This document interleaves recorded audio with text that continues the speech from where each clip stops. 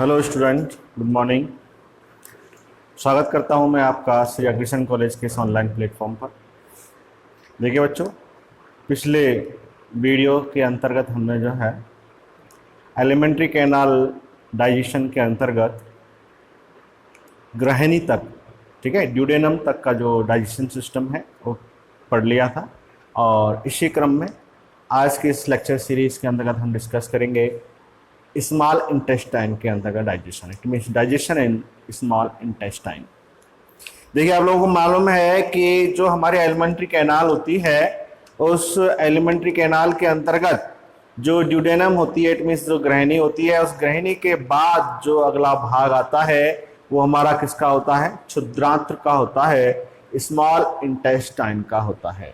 ठीक है बच्चों, तो जब ग्रहणी से या जब ग्रहणी के अंतर्गत भोजन का पाचन होता है तो वह एक तरल लेयी के रूप में परिवर्तित हो जाता है।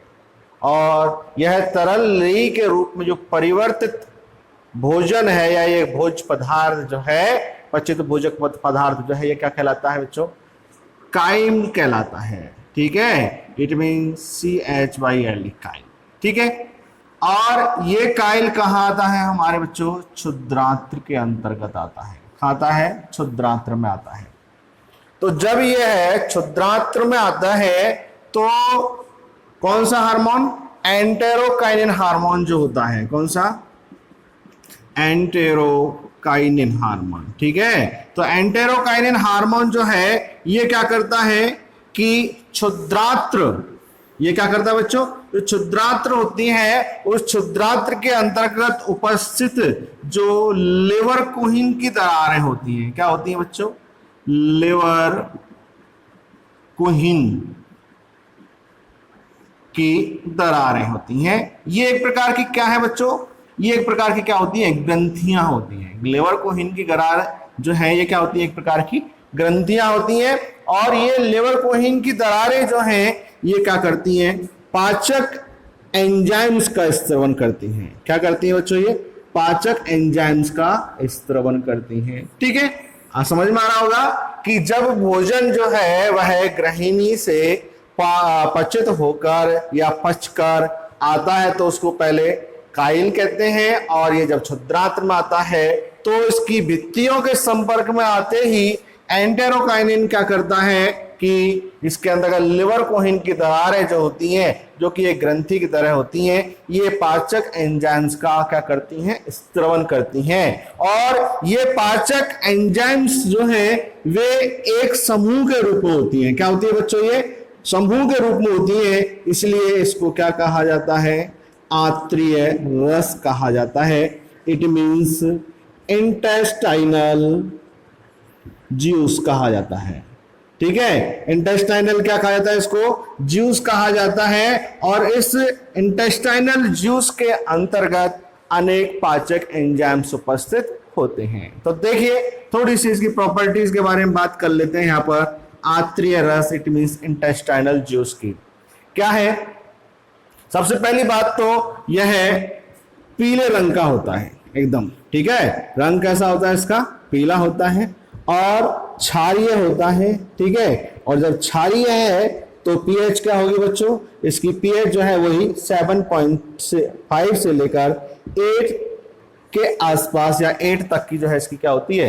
पीएच होती है। तो ये इंटेस्टाइनल जूस है जिसके ये प्रॉपर्टीज हैं, जिसके अंतर्गत अनेक पाचक एंजाइम्स उपस्थित होते हैं। ठीक है, अब देखिए कौन कौन से पाचक एंजाइम्स इस आत्रीय क्या रस के अंतर्गत उपस्थित होते हैं, उनको एक एक को लेकर हमको यहाँ पर चर्चा करनी है। तो नंबर वन यहाँ पर देखते हैं बच्चों, इरिप्सिन। ठीक है, तो सबसे पहले हम बात करेंगे किसकी? इरिप्सिन की। इरिप्सिन इस आत्रीय रस का एक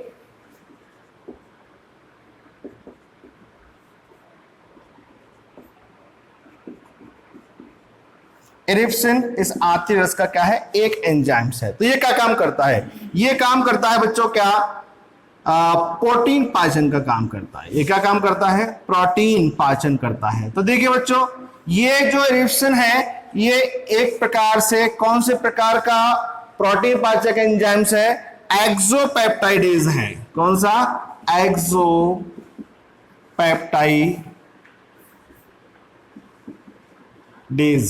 ठीक है, तो आप लोगों को पहले शुरुआत में एंजाइम्स के बारे में बताया था कि प्रोटीन का पाचन करने वाले एंजाइम्स जो होते हैं वो दो प्रकार के होते हैं, एक्सोपेप्टाइडेज और एंडोपेप्टाइडेज। तो यहां पर जो ये इरिप्सिन है ये कौन से प्रकार का है? एक्सोपेप्टाइडेज क्या है? एक प्रोटीन पाचक एंजाइम है। ठीक है, तो किस प्रकार से ये पाचन करता है, या ये जो इरिप्सिन है ये एक्सोपेप्टाइडेज जो प्रोटीन पाचक एंजाइम्स हैं उनका यह भी एक क्या है बच्चों? समूह है। अर्थात इसके अंतर्गत कई प्रोटीन पाचक एंजाइम्स उपस्थित होते हैं। जैसे कि सबसे पहले हम बात करें यहां पर पॉलीपेप्टाइड। ठीक है, तो पॉलीपेप्टाइड जो है क्या है? एक प्रकार से प्रोटीन है, और प्रोटीन इट मींस पॉलीपेप्टाइड जो चेन है उसका जो पाचन किया जाएगा वो किसके द्वारा किया जाएगा? पेप्टाइडेज। ठीक है, तो पेप्टाइडेज जो है वो किसका? पॉलीपेप्टाइड का। किस में क्या करेगा? पाचन करेगा एमिनो अम्ल में। ठीक है, तो देखिए बच्चों यहां सीधा क्या हो रहा है? एमिनो अम्ल पाचन हो रहा है, जबकि हमने वहां कहा पहले आमाशय के अंतर्गत भी प्रोटीन का पाचन पड़ा था। वहां आप लोगों को बताया गया था कि पॉलीपेप्टाइड को प्रोटियोजेज या पेप्टॉन्स के अंतर्गत क्या किया जाता है? अपघटित किया जाता है। ठीक है, जबकि यहां पर जो है इसको क्या कर रहा है? वो डायरेक्ट एमिनो अम्ल में क्या कर रहा है? अपघटित कर रहा है, इट पाचन कर रहा है। इसका मतलब क्या हुआ? इसका मतलब ये हुआ कि जो मुख्य पाचन है वो तो हमारे कहां? आमाशय के अंतर्गत हो चुका है, बचा कुचा ग्रहिणी के अंतर्गत हो चुका है। अब क्षुद्रांत्र के अंतर्गत तो क्या होता है? आंशिक पाचन होता है बच्चों। ठीक है, तो जैसे कि अगर हम एलिमेंट्री कैनाल में पाचन के बारे में अगर बात करें तो मुख्य पाचन जो है वो कहां होता है? आमाशय के अंतर्गत ही होता है। कहां पर होता है? आमाशय के अंतर्गत ही होता है, और आमाशय के अंतर्गत ही उसका जो फंडिक भाग होता है, उस फंडिक मैंने आपको बताया था थोड़ा सा कि ये जो आमाशय थैलेनुमा जो संरचना जो होता है इसका जो मध्य का फूला हुआ भाग होता है वो कौन सा कहलाता है? इसका फंडिक भाग कहलाता है। तो फंडिक भाग के अंतर्गत मुख्य पाचन होता है जहां पर भोजन लंबे समय तक ठहरता है। ठीक है, तो वहां पर इसका तो क्या हो चुका है? पाचन तो हो चुका है, लेकिन अगर जो कुछ बचा हुआ है तो उसका भी यहां पर पाचन किया जाता है। इट मींस जो हम यहां पढ़ रहे हैं स्मॉल इंटेस्टाइन, इट मींस क्षुद्रांत्र के अंतर्गत जो पाचन प्रक्रिया है वह आंशिक रूप से होती है। तो हमको यहां यही देखना है, हमको यहां यही पढ़ना है कि जो ये आंशिक पाचन है वो किस किस रूप में कौन कौन से एंजाइम्स के द्वारा हो रहा है। बाकी क्षुद्रांत्र के अंतर्गत जो है मुख्य काम किसका हो जाता है? अवशोषण का हो जाता है, क्योंकि यहां तक भोजन पचकर आ चुका होता है। पहले आमाशय में पच चुका होता है, फिर उसके बाद में ग्रहिणी में पच चुका होता है, और यहां पर उसका क्या हो जाता है? अवशोषण। इसलिए कहा जाता है कि क्षुद्रांत्र जो है उस क्षुद्रांत्र के अंतर्गत पचित पोषक पदार्थों के लिए अवशोषण, पचित पोषक पदार्थों के अवशोषण के लिए क्या पाए जाते हैं? अनुकूलन पाए जाते हैं। तो वो कौन कौन से अनुकूलन होते हैं वो बाद में डिस्कस करेंगे आगे, लेकिन उससे पहले यहां हम देख लेते हैं कि आंशिक पाचन जो है वो किस किस प्रकार से हो रहा है। ठीक है, तो जैसे कि पॉलीपेप्टाइड का बताया डायरेक्ट एमिनो अम्ल में, इसी प्रकार से अगर कोई ट्राइपेप्टाइड बची हुई है तो ट्राइपेप्टाइडेज से किसमें? एमिनो एसिड में हो जाएगा, तो क्या हो जाएगा? ट्राइपेप्टाइडेज। ठीक है, इसी प्रकार से अगर कोई डाइपेप्टाइड बचा हुआ है, ठीक है, तो उसका डाइपेप्टाइडेज से एमिनो एसिड में, इट मींस यहां पर उसका पूर्ण पाचन हो जाता है। बचा कुचा जो भी प्रोटीन बचा हुआ है उसका यहां पर क्या हो जाता है बच्चों? पाचन हो जाता है। तो ये किसका काम हुआ? इरिप्सिन का हुआ, या इरिप्सिन जो कि एक्सोपेप्टाइडेज पाचक एंजाइम्स का समूह है, वो यहां पर प्रोटीन का इस प्रकार से क्या करते हैं बच्चों? पाचन करते हैं। ठीक है, अब देखिए प्रोटीन का पाचन तो हो गया, अब बात आती है अन्य जो पोषक पदार्थ हैं उनका भी क्या होता है कि यहां पर, तो देखिए एक है यहां पर एंटेरोकाइनिन, दूसरे नंबर बात कर रहे हैं अपन किसका? एंटेरोकाइनिन। तो एंटेरोकाइनिन का काम करता है, एंटेरोकाइनिन जो है बच्चों वह आप लोगों को पता है कि जो ट्रिप्सिनोजन होता है, ठीक है, उस ट्रिप्सिनोजन को किसमें, एक्टिव फॉर्म ट्रिप्सिन में परिवर्तित करता है। ठीक है, तो यहां पर भी अगर थोड़ा बहुत निष्क्रिय रूप में अगर पाया जा रहा है ट्रिप्सिनोजन, तो उसको क्या कर देता है, वो एक्टिव फॉर्म में परिवर्तित करता है। तो ये हो गया कौन सा, दूसरा पाचक एंजाइम एंटेरोकाइनिन। इसके बाद है आर्जिनिन, तीसरे नंबर पर डिस्कस कर रहे हैं अपन किसका, आर्जिनिन। ठीक है, तो आर्जिनिन जो पाचक एंजाइम होता है, ये क्या करता है बच्चों, एमिनो अम्लों को, आप लोगों ने पढ़ा होगा वहां पे 12th के अंतर्गत भी या पहले सेकेंड ईयर में भी हमने पढ़ लिया है, ये एमिनो अम्लों को क्या करता है, यूरिया में, आर्जिनिन की उपस्थिति में क्या होते हैं, जो है एमिनो अम्ल किसमें कन्वर्ट होते हैं, यूरिया में होते हैं। इसी प्रकार से माल्टेज, ठीक है, इसी प्रकार से कौन सा, माल्टेज। तो माल्टेज का काम क्या होता है आप जानते हैं, माल्टेज का काम क्या होगा, माल्टोज। ठीक है, माल्टोज एक प्रकार से क्या है, ये कार्बोहाइड्रेट है जिसको किस में कन्वर्ट किया जाएगा, किस में तोड़ा जाएगा, ग्लूकोज प्लस, बोलो ग्लूकोज प्लस क्या, माल्टोज में ग्लूकोज प्लस ग्लूकोज, सॉरी, ठीक है, माल्टोज में ग्लूकोज प्लस ग्लूकोज। ऐसे ही सुक्रेज या, ठीक है, ऐसे ही सुक्रेज, तो सुक्रेज क्या करेगा, सुक्रोज को क्या दो भागों में तोड़ेगा, इट मीन्स किस में, फ्रैक्टोज प्लस ग्लूकोज में। तो इस प्रकार से यहां पर इन कार्बोहाइड्रेट का पाचन हो रहा है। इसी प्रकार से अगला पोषक पदार्थ आता है क्या, हमारा वसा। ठीक है, तो वसा का पाचन किसके द्वारा होगा, लाइपेज। ठीक है, तो लाइपेज जो है वो क्या करता है, वसा का पाचन करता है। तो ये क्या करता है, वसा को जो है किसमें, वसीय अम्ल प्लस ग्लिसरॉल में तोड़ने का काम करता है। ठीक है, तो इस प्रकार से यहां पर ये वसा हो गया। और नेक्स्ट अपन एक ले लेते हैं क्या, न्यूक्लियस एंजाइम, जो कि न्यूक्लिक अम्लों को जो है किसमें तोड़ने का काम करता है, किसमें, न्यूक्लियोटाइड एवं न्यूक्लियोसाइड के अंतर्गत। ठीक है, तो इस प्रकार से जो है यहां पर इस भोजन के अंतर्गत उपस्थित जो ये पोषक पदार्थ होते हैं, इनका यहां पर क्या हो जाता है, पाचन हो जाता है। इट मींस ये एलिमेंट्री कैनाल के अंतर्गत ये अंतिम स्तर होता है जहां पर भोजन का क्या हो सकता है, थोड़ा बहुत बच्चा कुछ पाचन हो सकता है, बाकी इससे आगे कहीं पर कोई पाचन की क्रिया संभव नहीं होती है। ठीक है, तो ये हुआ हमारा क्या, क्षुद्रांत्र के अंतर्गत पाचन। ठीक है बच्चों, अब देखिए बात कर रहे हैं अपन किसकी, बड़ी आंत्र, इट मींस क्या, लार्ज इंटेस्टाइन, लार्ज इंटेस्टाइन। ठीक है, तो लार्ज इंटेस्टाइन के अंतर्गत पाचन हमको यहां पर देखना है। तो देखिए बच्चों, लार्ज इंटेस्टाइन के अंतर्गत पाचन नहीं के बराबर होता है, या यूं कह दूं कि बिल्कुल नहीं होता है।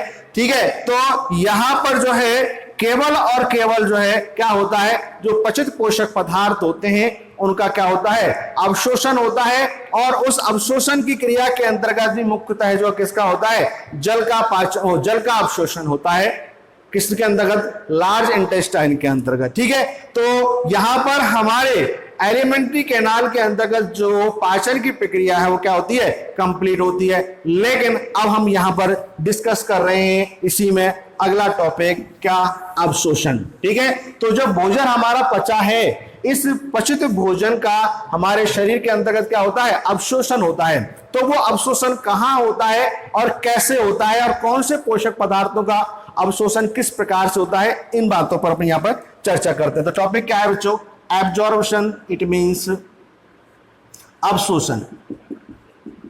ठीक है, तो अवशोषण जैसा कि मैंने अभी आपको बताया था कि कहां पर होता है बच्चों, क्षुद्रांत्र के अंतर्गत। इट मींस जो स्मॉल इंटेस्टाइन होती है उस स्मॉल इंटेस्टाइन के अंतर्गत सर्वाधिक पाचन की प्रक्रिया पाई जाती है। तो वो कैसे होती है, देखिए उसके लिए अनुकूलन कौन कौन से पाए जाते हैं। देखिए जो स्मॉल इंटेस्टाइन होती है इसके अंतर्गत जो इसकी आंतरिक भित्ति होती है बच्चों, वो क्या नहीं होती है, एकदम इस प्रकार से फ्लैट नहीं होती है। तो कैसी होती है, इसकी आंतरिक भित्ति के अंतर्गत बच्चों इस प्रकार से क्या पाए जाते हैं, बहुत सारे वलन पाए जाते हैं, जो कि इसकी जो सतह होती है, इट मीन्स जो अवशोषण सतह होती है, उस अवशोषण सतह के क्षेत्रफल को क्या करता है, बढ़ाने का काम करता है। ठीक है, तो इससे क्या होगा कि अवशोषण सतह का क्षेत्रफल बढ़ेगा तो पचित पोषक पदार्थों का जो अवशोषण है वह अधिक से अधिक होगा, जिससे कि जो जीव है उसके जो पोषक पदार्थ हैं उनका अधिक से अधिक बॉडी के अंतर्गत अवशोषण कर उसका क्या हो सके, यूटिलाइजेशन हो सके, उससे ऊर्जा प्राप्त की जा सके। इसके लिए हमारी क्षुद्रांत के अंतर्गत इस प्रकार के क्या पाए जाते हैं, क्या अनुकूलन पाए जाते हैं। अब देखिए इनको कहते क्या हैं, तो इस प्रकार से जो ये वलन है बच्चों, ठीक है, तो इसको अपन कहते हैं क्या, सूक्ष्मांकुर। क्या कहते हैं इनको अपन, सूक्ष्मांकुर कहते हैं, या इसको अपन सूक्ष्मांकुर नहीं सॉरी रसांकुर कहते हैं। ठीक है, इनको अपन क्या कहते हैं, रसांकुर कहते हैं। और ये रसांकुर जो है इसकी जो ऊपरी ये एक प्रकार से कोशिकाओं की जो एक स्तर होता है, ठीक है, एपिथेलियल लेयर जो होती है, इस एपिथेलियल लेयर पर भी छोटे छोटे से क्या पाए जाते हैं बच्चों, राम लाइक या हेयर लाइक स्ट्रक्चर्स पाई जाती हैं, जिनको हम कहते हैं यहां पर क्या, सूक्ष्मांकुर। ठीक है, तो इस प्रकार से हमारी क्षुद्रांत के अंतर्गत ये पहली बात तो कौन, रसांकुर, इट मींस इसको अपन बिलाई बोलते हैं, और फिर इसका क्या कहते हैं इसको, सूक्ष्मांकुर। तो ये दोनों संरचनाएं मिलकर जो है वो क्या करती हैं, अवशोषण की सतह को बढ़ाती हैं, और इनके अंतर्गत जो है पचित पोषक पदार्थों को अवशोषित करने की क्या पाई जाती है, क्षमता पाई जाती है। और जिसके कारण क्या होता है कि यहां इस प्रकार से इधर से पचित पोषक पदार्थों का अवशोषण कहता है और उसे सीधे ही कहां, रक्त के अंतर्गत डाल दिया जाता है बच्चों। और इस प्रकार से ये पचित पोषक पदार्थ जो है ये कहां, रक्त के माध्यम से शरीर के विभिन्न भागों तक पहुंचा दिया जाता है। ठीक है, तो मैंने ये आपको थोड़ा सा यहां पर आइडिया दिया है कि क्षुद्रांत के अंतर्गत जो है किस प्रकार से क्या होता है, अवशोषण होता है और उसमें कौन सा अडेप्टेशन पाया जाता है। अब हम यहां पर चर्चा करेंगे यहां पर एक एक बिंदु को लेकर, कि जैसे कि ग्लूकोज है, जैसे कि वसा है, जैसे कि अन्य जो अमीनो अम्ल हैं उनका अवशोषण किस किस प्रकार से होता है, ये आप यहाँ पर डिस्कस करें। सबसे पहले हम बात करेंगे यहाँ पर बच्चों किसका, ग्लूकोज का अवशोषण। ठीक है, तो ग्लूकोज कार्बोहाइड्रेट का सबसे सरलतम रूप होता है, जिसका कि जो है डायरेक्ट क्या किया जा सकता है, अवशोषण किया जा सकता है। तो देखिए बच्चों, जो यहाँ पर सूक्ष्मांकुर होते हैं, ठीक है, रसांकुर के ऊपर जो सूक्ष्मांकुर होते हैं इस प्रकार से, तो ये क्या हो गया, एक सूक्ष्मांकुर हो गया, और ये क्या है, रसांकुर है। ठीक है, तो यहां पर क्या है बच्चों, इसकी सतह पर ग्लूकोज के अवशोषण के लिए क्या पाए जाते हैं, वाहक पाए जाते हैं। एक प्रकार से क्या पाए जाते हैं बच्चों, वाहक पाए जाते हैं। और ये वाहक जो है वो इस ग्लूकोज मॉलिक्यूल को यहां से क्या करके, अडेप्ट करके और कहां तक पहुंचा देते हैं, ये इस प्रकार से यहां पर जो है ये क्या है, रक्त वाहिनियां हैं, तो उनको ये वाहक रक्त वाहिनी तक पहुंचा दिया जाता है, और फिर ये रक्त वाहिनी जो है रक्त परिसंचरण के माध्यम से शरीर के विभिन्न अंगों तक पहुंचा दिया जाता है। और यहां जो ये ट्रांसपोर्ट जो एक होता है, ये कौन से प्रकार का होता है ट्रांसपोर्ट, सिम ट्रांसपोर्ट होता है बच्चों। कौन सा, सिम ट्रांसपोर्ट, जो कि आप लोगों ने पहले पढ़ रखे हैं। ये ट्रांसपोर्ट आप लोगों ने पहले पढ़ रखा है कि प्लाज्मा मेम्ब्रेन के द्वारा तीन प्रकार का जो एंटीपोर्ट, सिम्पोर्ट, ठीक है, तो ये सिम्पोर्ट जो है, सिम्पोर्ट प्रक्रिया के द्वारा जो है, या जो ये ग्लूकोज के मॉलिक्यूल्स हैं, इन ग्लूकोज के मॉलिक्यूल्स को जो है अंदर तक पहुंचाने का काम किया जाता है। ठीक है, तो इस प्रकार से यहां इन वाहकों के द्वारा जो ग्लूकोज है उसको रक्त तक पहुंचाने का काम किया जाता है। इसके बाद हम बात कर रहे हैं वसीय अम्लों का अवशोषण। ठीक है, किनका, वसीय अम्लों का अवशोषण। ठीक है, तो देखिए बच्चों, ये जल के अंतर्गत क्या होते हैं, अविलेय होते हैं। क्या होते हैं ये, जल में अविलय होते हैं। तो जल में अविलय होने के कारण जो है इनका डायरेक्ट एब्जॉर्बेशन नहीं हो पाता है।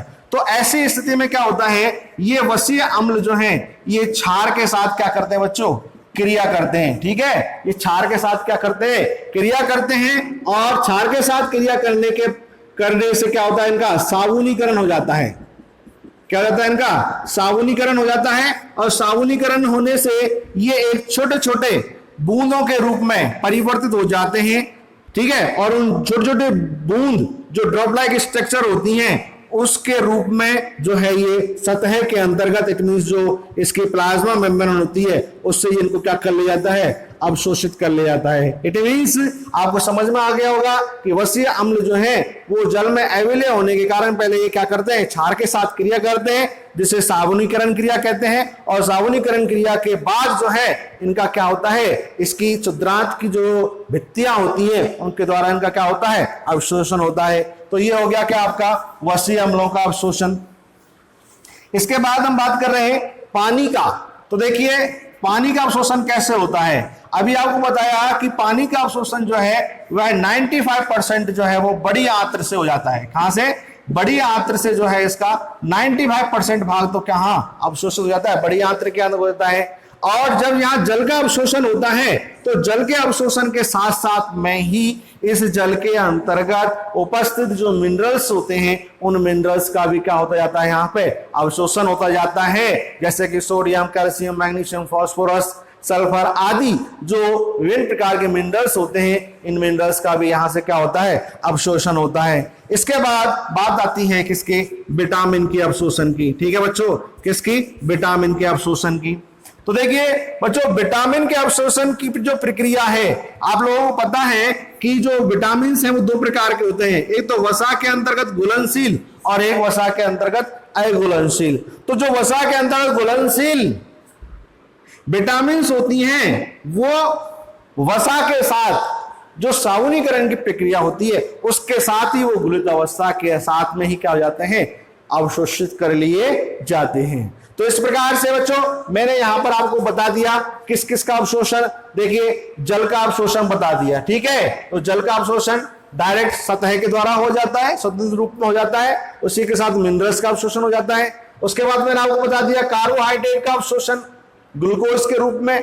ठीक है, उसके बाद मैंने आपको बता दिया वसा का अवशोषण वसीय अम्ल के रूप में, और विटामिन का बता दिया। तो जो मुख्य पोषक पदार्थ हैं उनका सबका जो है मैंने यहाँ पर अवशोषण की जो प्रक्रिया है उसको यहाँ पर किया है। इस प्रकार से यहाँ आज हमारा जो है वह कौन सा अवशोषण का जो टॉपिक है वो भी क्या होता है, कंप्लीट होता है। तो हमने एलिमेंट्री कैनाल के अंतर्गत पाचन प्रक्रिया और उसके अवशोषण की प्रक्रिया कंप्लीट की है।